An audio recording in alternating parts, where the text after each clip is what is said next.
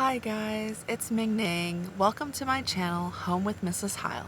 Today we're planting garlic. It is a very bright and sunny fall day.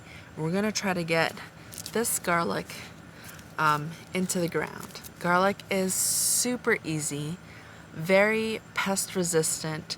It won't be bothered by deer or rabbits, most likely, and it's pretty much set it and forget it. The only thing with garlic is that it takes quite a few months. You want to get them in by fall so that they can stay in the ground in winter through spring, and by summer you'll have your heads of garlic in the ground.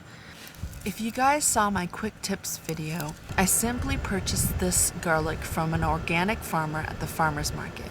You can also go online and buy specialty varieties that are sold either by the pound or per head.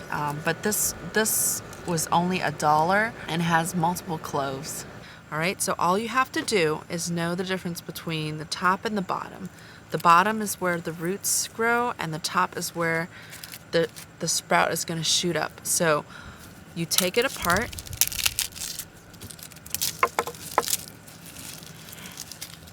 and you take the individual cloves. All right, now this is the pointy top. You want to make sure this stays on top, and you just plant it into the soil about 2 inches deep.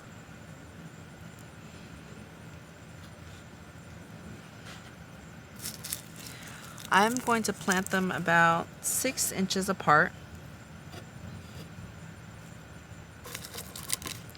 And I'm planting them around the edge of my raised container.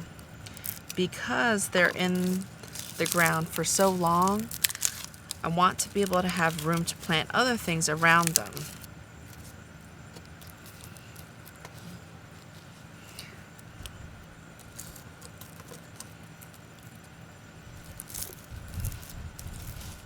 All right, it's as simple as that, and by spring, or even maybe before that, we'll start to see these green shoots coming up.